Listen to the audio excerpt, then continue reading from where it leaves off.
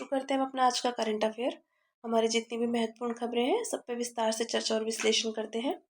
देखते हैं हमारी पहली न्यूज़ है, सुप्रीम कोर्ट ने बाल विवाह निषेध अधिनियम PCM में 2006 को प्रभावी तरीके से लागू करने के लिए दिशा निर्देश जारी किए। तो society for enlightenment and voluntary action बनाम भारत संघ मामले में सुप्रीम कोर्ट ने माना कि PCM को व्यक्तिगत कानूनों और परंपराओं से बाधित नहीं किया जा सकता है। सुप्रीम कोर्ट की मुख्य टिप्पणियां देखते हैं। सुप्रीम कोर्ट ने अधिकारियों को बाल विवाह की रोकथाम और नाबालिगों की सुरक्षा पर ध्यान केंद्रित करने का निर्देश दिया है। साथ ही यह भी कहा है कि अपराधियों को दंडित करना अंतिम उपाय के रूप में अपनाया जाए।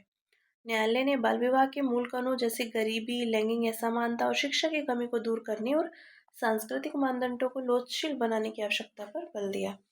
कोर्ट ने माना कि बाल विवाह के मामले में पसंद का जीवन साथी चुनने की स्वतंत्र इच्छा का उल्लंघन होता है। कोर्ट ने संसद से कहा कि वह PCMA में संशोधन करके बाल मंगनी सगाई पर रोक लगाए।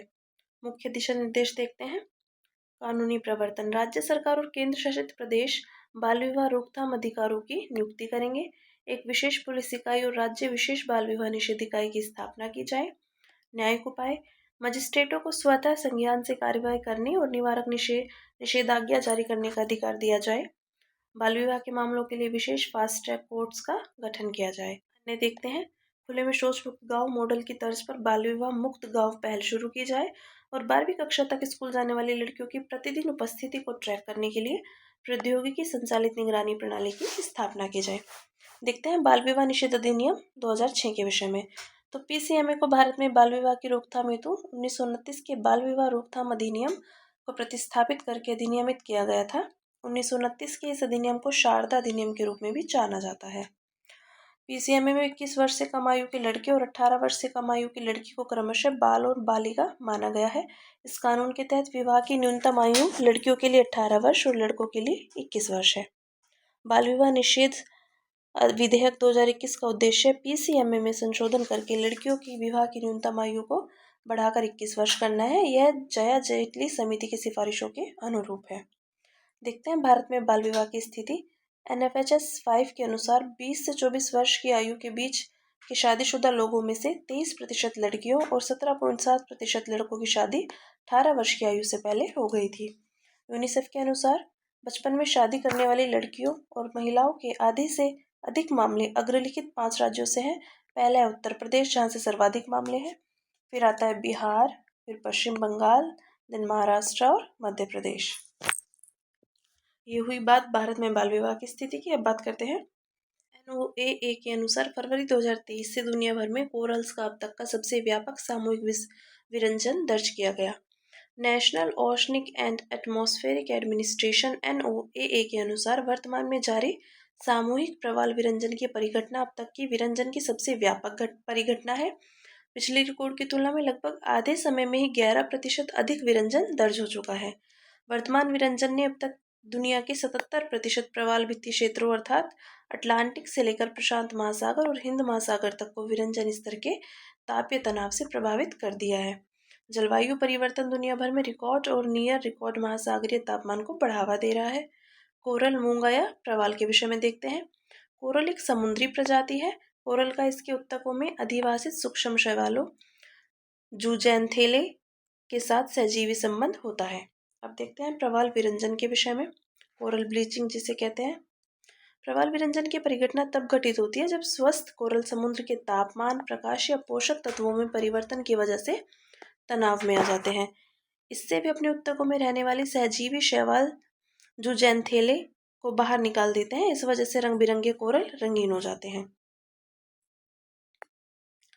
वर्तमान विरंजन की चौथी परिघटना को अप्रैल 2024 में NOAA के कोरल रीफ वॉच और इंटरनेशनल कोरल रीफ इनिशिएटिव ने पुष्टि की थी। 1998 में रिपोर्ट की गई विरंजन की पहली परिघटना के कारण दुनिया के 8% कोरल नष्ट हो गए थे। पिछली 2 वैश्विक विरंजन घटनाओं 2010 और 2014 से 17 में दुनिया में शेष बचे कोरल में से लगभग 14% के नष्ट होने का अनुमान लगाया गया था। अब देखते हैं प्रवाल विरंजन के प्रभाव। तो पारिस्थितिक प्रभाव क्या है? जैव विविधता में कमी, खाद्य श्रृंखला में व्यवधान आदि। सामाजिक आर्थिक प्रभाव, मात्स्यिकी के क्षेत्र में गिरावट और पर्यटन में कमी। अब बात करते हैं प्रवाल विरंजन को रोकने के लिए शुरू की गई पहले। तो भारत द्वारा शुरू की गई पहले कौन सी हैं? कोरल प्रजातियां भारतीय वन्यजीव संरक्षण अधिनियम 1972 की अनुसूची 1 के अंतर्गत सूचीबद्ध है। तटीय विनियमन क्षेत्र अधिसूचना 2019 और एकीकृत द्वीप प्रबंधन योजना संवेदनशील तटीय पारिस्थितिकी तंत्रों में विकासात्मक गतिविधियों और अपशिष्ट फेंके जाने पर रोक लगाती है। प्रौद्योगिकी का उपयोग कच्छ की खाड़ी में बायो रोक। वैश्विक स्तर पर कौन सी पहले शुरू की गई हैं? G20 द्वारा coral research and development accelerator platform स्थापित किया गया है। अंतर्राष्ट्रीय प्रवाल भित्ति पहल शुरू की गई, भारत भी इसका एक सदस्य देश है। ठीक है, बात हुई प्रवाल विरंजन के विषय में जो पहले शुरू की गई हैं भारत में और वैश्विक स्तर पर, उनके विषय में अब बात करते हैं। The economics of water valuing the hydrological cycle as a global common good report जारी की गई है। यह report global commission on the economic of water ने जारी की है।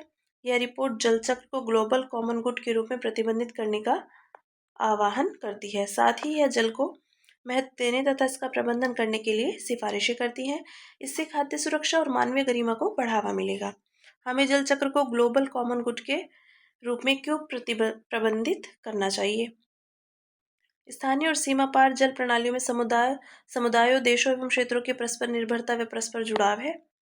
जल संसाधनों की गवर्नेंस में आर्थिक चालकों की उपेक्षा की जाती रही और उदाहरण के लिए ब्लू वाटर, जिसमें नदियां, झीलें और जलभृत पर ध्यान केंद्रित करने से ग्रीन वाटर की अनदेखी होती है। ग्रीन वाटर क्या है? मृदा की नमी और वनस्पतियों में संग्रहित जल होता है। जल चक्र में व्यवधान, जलवायु परिवर्तन और जैव विविधता की हानि पृथ्वी की प्राकृतिक पूंजी की हानि से संयुक्त रूप से योगदान करते हैं।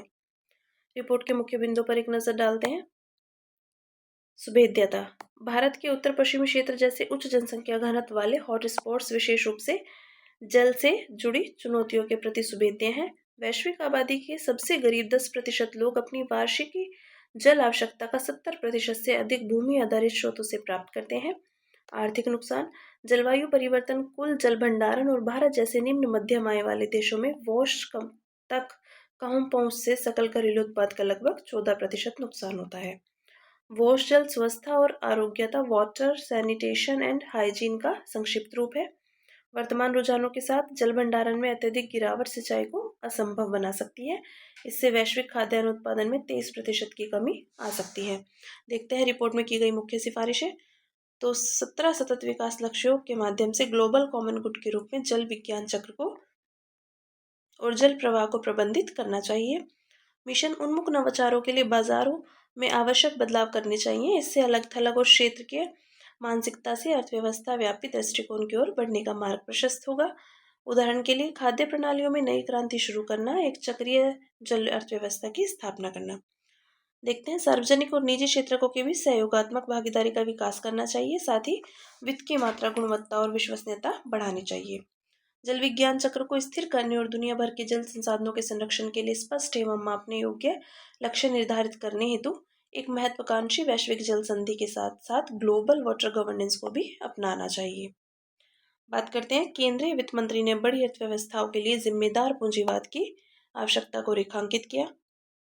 भारत के वित्त मंत्री ने मेक्सिको में टेक लीडर्स राउंड टेबल को संबोधित करते हुए जिम्मेदार पूंजीवाद की आवश्यकता पर जोर दिया। इस दौरान उन्होंने कहा कि बड़ी अर्थव्यवस्थाओं के लिए केवल आर्थिक समृद्धि प्राप्त करने की ही चुनौती नहीं है, बल्कि असमानता को कम करने और सभी के लिए अवसर पैदा करने की भी चुनौती है।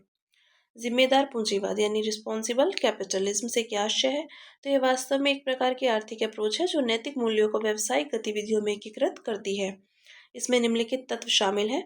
तो व्यावसायिक लाभ को सामाजिक जिम्मेदारी के साथ संतुलित करने पर जोर देना, व्यवसायियों द्वारा केवल शेयर धारकों के रिटर्न पर ध्यान केंद्रित करने की बजाय सामाजिक कल्याण, निष्पक्षता और पर्यावरणीय संधारणीयता में योगदान देना। जिम्मेदार पूंजीवाद की जरूरत क्यों है? तो वैश्विक चुनौतियों का समाधान करने में सहायक। यह कंपनियों और सरकारों को असंधारणीयता, असमानता और अभाव जैसी चुनौतियों से निपटने में मदद कर सकता है। लंबे समय तक व्यवसाय को जारी रखने में सहायक। केवल लाभ कमाने वाला व्यवसाय मॉडल लंबे समय तक उपयोगी नहीं रहता है। जिम्मेदार पूंजीवाद आर्टिफिशियल इंटेलिजेंस जैसे तकनीकी परिवर्तनों को बेहतर तरीके से अपनाने में भी मदद कर सकता है। नैतिक शासन और हितधारक पूंजीवाद को प्रोत्साहन। जिम्मेदार पूंजीवाद निर्णय लेने में निष्पक्षता को बढ़ावा देता है। यह सुनिश्चित करता है कि सभी हितधारकों के साथ न्यायपूर्ण व्यवहार किया जाए और व्यवसाय के संचालन में कानूनी एवं नैतिक मानकों का पालन किया जाए। भारत में जिम्मेदार पूंजीवाद को बढ़ावा देने के लिए उठाए गए कदम कौन से हैं, देखते हैं। कॉर्पोरेट सामाजिक उत्तरदायित्व कंपनी अधिनियम 2013 की धारा 135 के तहत CSR व्यय अनिवार्य किया गया है। पर्यावरण कानून, इनमें शामिल है प्लास्टिक अपशिष्ट प्रबंधन नियम, भारत स्टेज 6 के तहत वाहनों के लिए सख्त उत्सर्जन मानदंड आदि। श्रम कानूनों में सुधार, पहले के सभी श्रम कानूनों का 4 श्रम संहिताओं में विलय कर दिया गया है। ये संहिताएं हैं वेतन संहिता, औद्योगिक संबंध संहिता, सामाजिक सुरक्षा संहिता तथा उपजीविकाजन्य सुरक्षा, स्वास्थ्य और कार्यदशा संहिता। बात करते हैं वित्तीय क्षेत्र की। पहले इनमें शामिल है भारतीय रिजर्व बैंक के प्राथमिकता प्राप्त क्षेत्र को ऋण मानदंड, भारतीय प्रतिभूति और विनिमय बोर्ड के ग्रीन बॉन्ड दिशा निर्देश आदि। तो कौन कौन से जिम्मेदार पूंजीवाद है? नैतिक व्यावसायिक गतिविधियां, सामाजिक जिम्मेदारी, पर्यावरणीय संधारणीयता, उचित मजदूरी और श्रमिक अधिकार और कॉर्पोरेट गवर्नेंस।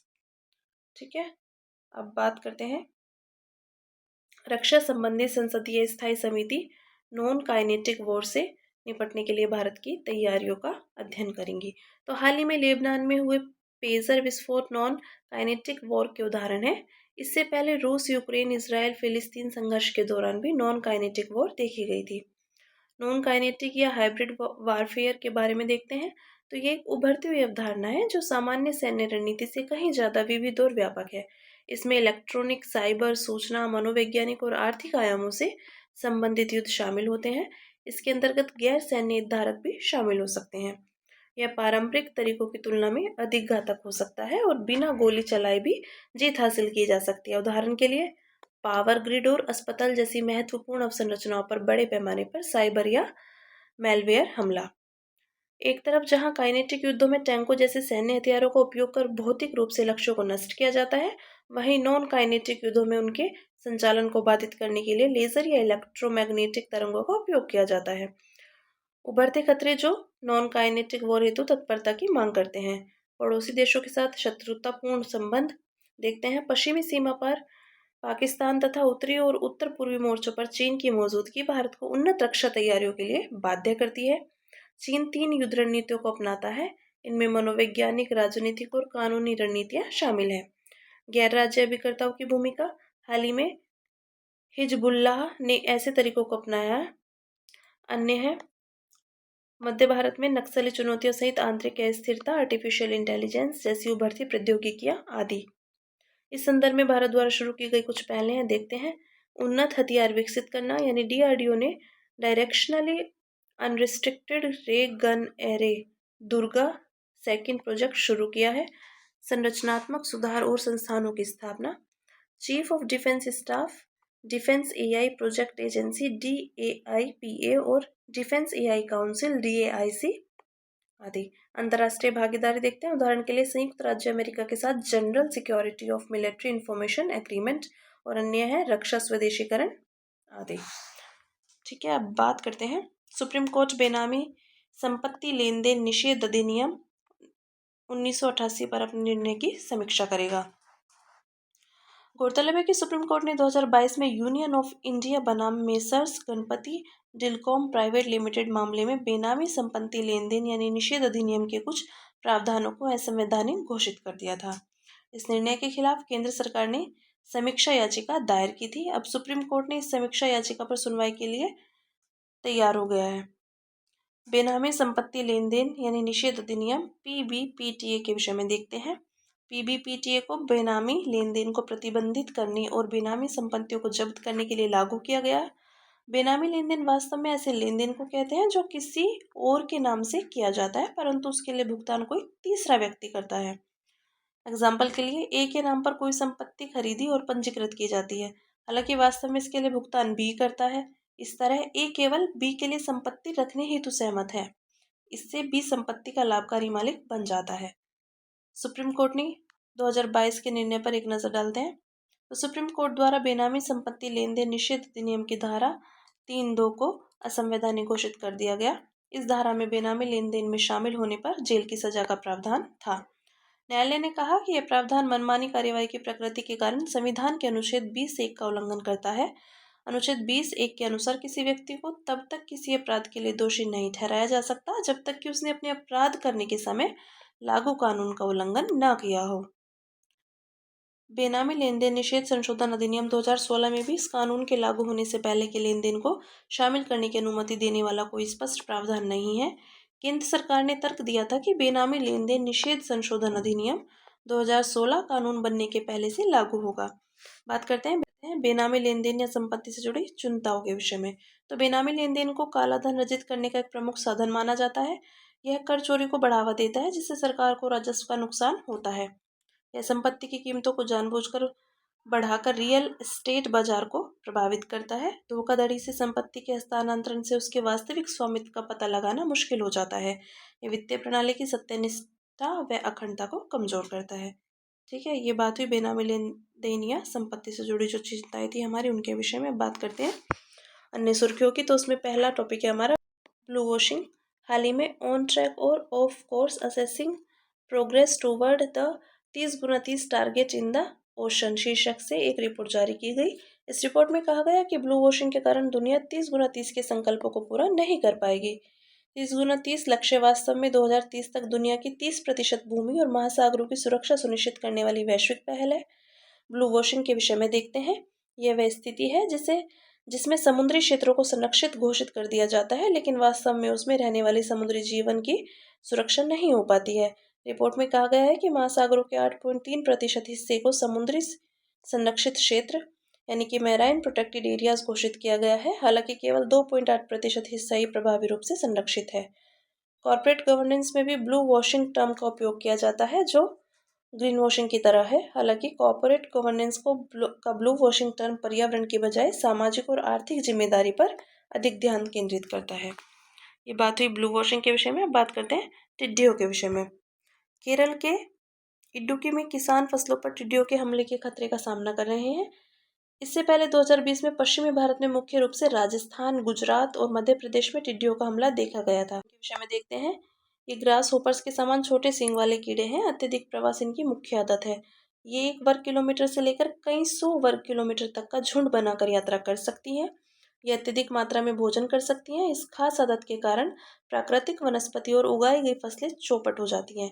इसके कारण भोजन और चारे की आपात स्थिति पैदा हो जाती है। प्रजातियां। भारत में टिड्डियों की 4 प्रजातियां पाई जाती हैं। मरुस्थलीय टिड्डियां, प्रवासी टिड्डियां, बॉम्बे टिड्डियां और वृक्ष टिड्डियां। इनसे निपटने के लिए कुछ कदम उठाए गए हैं, तो वो देखते हैं। कृषि एवं किसान कल्याण मंत्रालय के पादप संरक्षण संगरोध और भंडारण निदेशालय के तहत टिड्डी चेतावनी संगठन गठित किया गया है। मैलाथियान जैसे कीटनाशकों का उपयोग किया जा सकता है। ठीक है, बात की टिड्डियों की। अब बात करते हैं न्याय की देवी लेडी जस्टिस की नई मूर्ति। तो हाल ही में भारत के सुप्रीम कोर्ट में न्याय की देवी की नई मूर्ति का अनावरण किया गया। इस पारंपरिक मूर्ति को पहली बार 1872 में कलकत्ता हाईकोर्ट में स्थापित किया गया था। इसकी उत्पत्ति ग्रीक और रोमन आइकोनोग्राफी से मानी जाती है। इनके विषय में देखते हैं न्याय की देवी की मूर्ति के बारे में। नई मूर्ति की आंखों से पट्टी हटा दी गई है। पुरानी मूर्ति की आंखों पर पट्टी यह दर्शाती थी कि कानून की नज़र में सब बराबर है। हालांकि यह कानून के अंधे होने का संकेत भी देती थी। नई मूर्ति दर्शाती है कि कानून अंधा नहीं है और उसकी नज़र में सभी बराबर है। मूर्ति के हाथ में तलवार की जगह संविधान की किताब कर दी गई है। तलवार प्राधिकार और अन्याय को सजा देने की शक्ति का प्रतीक थी। हाथ में संविधान यह दर्शाता है कि भारत में न्याय हिंसा या बल के बजाय संवैधानिक सिद्धांतों पर आधारित है। भारतीय परिधान। न्याय की देवी की मूर्ति पश्चिमी परिधानों के बजाय साड़ी पहने हुए दिखाई गई है और मूर्ति के दाएं हाथ में तराजू बरकरार रखा गया। यह दर्शाता है कि न्यायालय किसी नतीजे पर पहुंचने से पहले दोनों पक्षों के तथ्यों और तर्कों को देखते हुए सुनते हैं। ये बात हुई लेडी जस्टिस के विषय में। अब बात करते हैं मूनलाइट प्रोग्राम के विषय में। हाल ही में यूरोपीय अंतरिक्ष एजेंसी ने Moonlight lunar communication and navigation services program launch किया। मूनलाइट प्रोग्राम के विषय में देखते हैं। उद्देश्य क्या है। आगामी 2 दशकों में अंतरिक्ष एजेंसियों और निजी कंपनियों द्वारा नियोजित 400 से अधिक मून मिशनों के लिए सेवाएं प्रदान करना। यह 5 लूनर सैटेलाइट्स का एक समूह होगा। लाभ क्या है। सटीक व स्वचालित लैंडिंग और सरफेस मोबिलिटी सक्षम करना। पृथ्वी और चंद्रमा के बीच उच्च गति वाले संचार व डेटा स्थानांतरण की सुविधा प्रदान करना। चंद्रमा के दक्षिणी ध्रुव पर कवरेज प्रदान करना। प्रारंभिक सेवाएं 2028 के अंत तक शुरू होने की उम्मीद है। 2030 तक यह प्रणाली पूरी तरह से चालू हो जाएगी। अब बात करते हैं अंतर संसदीय संघ की। हाल ही में अंतर संसदीय संघ यानी इंटर पार्लियामेंट्री यूनियन IPU की 149वीं सभा संपन्न हुई। इसके विषय में देखते हैं। इसकी स्थापना 1889 में हुई थी। यह राष्ट्रीय संसदों का वैश्विक संगठन है। उद्देश्य है संसदीय कूटनीति को बढ़ावा देना तथा संसद और संसद सदस्यों को दुनिया भर में शांति, लोकतंत्र एवं सतत विकास को बढ़ावा देने के लिए सशक्त बनाना। सदस्य है भारत सहित 180 सदस्य हैं और 15 एसोसिएट सदस्य हैं। मुख्यालय इसका जिनेवा, स्विट्जरलैंड में। बात करते हैं यार्स मिसाइल की। तो हाल ही में रूस ने यार्स परमाणु मिसाइल इकाई की तैयारी का परीक्षण किया। इसके विषय में देखते हैं। ये टोपोल M मिसाइल प्रणाली का एक संशोधित संस्करण है। इसे अलग अलग तैनात किया जा सकता है या मोबाइल लॉन्चर पर लगाया जा सकता है। यह एक अंतर्महाद्वीपीय बैलिस्टिक मिसाइल है। इसकी मारक क्षमता 11,000 किलोमीटर तक है। बैलिस्टिक मिसाइलें रॉकेट चालित स्वनिर्देशित हथियार है। इस तरह की मिसाइलें प्रक्षेपण स्थल से एक पूर्व निर्धारित लक्ष्य तक पेलोड पहुंचाने के लिए बैलिस्टिक प्रक्षेप पथ का अनुसरण करती है। यह missile MIRV multiple independently targetable re-entry vehicle तकनीक से लैस है। यह तकनीक इसे कई परमाणु हथियार वितरित करने में सक्षम बनाती है, जिनमें से प्रत्येक हथियार अलग अलग लक्ष्यों को लक्षित करने में सक्षम है। बात करते हैं संभाव्यता की प्रबलता। हाल ही में सुप्रीम कोर्ट ने कहा कि मोटर दुर्घटना क्लेम से जुड़े मामलों में न्यायालयों को उचित संदेह से परे साक्ष्य के परीक्षण के स्थान पर संभाव्यता की प्रबलता के सिद्धांत को लागू करना चाहिए। इसके विषय में देखते हैं। ये अलग अलग देशों में दीवानी यानी सिविल मामलों में उपयोग किया जाने वाला एक कानूनी मानक है। तो इसका आशय है अधिकरण या अदालत को उस स्तर तक विश्वास हो जाना कि जो तथ्य या सबूत सामने है उनके होने की संभाव्यता अधिक है, बजाय कि कोई तथ्य उपलब्ध नहीं है। जहां दीवानी मामलों में अपनाए जाने वाले संभाव्यता की प्रबलता के साक्ष्य निम्नतर मानक के समझे जाते हैं, वहीं आपराधिक मामलों में अपनाए जाने वाले उचित संदेह से परे साक्ष्य यानी प्रूफ बियॉन्ड रीजनेबल डाउट सत्यता के करीब होते हैं और उन्हें उच्चतर मानकों के साक्ष्य माना जाता है। अब बात करते हैं ग्राउंड बेस्ड ब्रॉडकास्टिंग के विषय में। तो हाल ही में ट्राई ने ग्राउंड बेस्ड ब्रॉडकास्टिंग के लिए विनियामक फ्रेमवर्क पर एक परामर्श पत्र जारी किया। ग्राउंड बेस्ड ब्रॉडकास्टिंग के विषय में देखते हैं। इसे स्थलीय प्रसारण के रूप में भी जाना जाता है। इसके तहत डिस्ट्रीब्यूशनल प्लेटफॉर्म ऑपरेटर्स तक अपने कंटेंट को कुशलतापूर्वक ट्रांसमिट और डिस्ट्रीब्यूट करने के लिए विविध प्रकार की उन्नत तकनीकों का उपयोग किया जाता है। इन तकनीकों में शामिल है cloud based platform, broadband network, fibre तकनीक आदि। पारंपरिक प्रसारण के लिए उपग्रह के माध्यम से टेलीविजन चैनलों की अपलिंकिंग और डाउनलिंकिंग की आवश्यकता होती है। केंद्रीय सूचना और प्रसारण मंत्रालय के मौजूदा दिशा निर्देश ब्रॉडकास्टर्स के लिए चैनलों की अपलिंकिंग एवं डाउनलिंकिंग हेतु उपग्रह माध्यम का उपयोग करना अनिवार्य बनाते हैं। उपग्रह से जमीन की ओर संचार को डाउनलिंक तथा जमीन से उपग्रह की ओर संचार को अपलिंक कहा जाता है। ये बात की हमने ग्राउंड बेस्ड ब्रॉडकास्टिंग के विषय में। अब देखते हैं अपनी सुर्खियों में रहा जो हमारा स्थल है वो है मलावी। राजधानी है इसकी लिलोंगवे। तो भारत के राष्ट्रपति ने मलावी की यात्रा की। भौगोलिक अवस्थिति देखते हैं। दक्षिण पूर्वी अफ्रीका का यह एक स्थलबद्ध देश है। पड़ोसी देश कौन से हैं? यह देश उत्तर में तंजानिया, पूर्व में मलावी झील, पूर्व और दक्षिण में मोजाम्बिक तथा पश्चिम में जाम्बिया से घिरा हुआ है। भौगोलिक विशेषताएं देखते हैं। भूआकृति, यह पूर्वी अफ्रीकी रिफ्ट वैली के साथ भूमि की एक संकीर्ण व घुमावदार पट्टी पर स्थित है। प्रमुख झीलें मलावी झील या न्यासा झील। प्रमुख नदियाँ रुकुरू, ढ्वांगवा, लिलोंगवे, बुआ आदि। उच्चतम बिंदु है सपीतवा यानी माउंट म्लांजे। ठीक है, ये बात हुई हमारी आज की न्यूज़ की। मिलते हैं इसी के साथ कल अपने नई खबरों के साथ।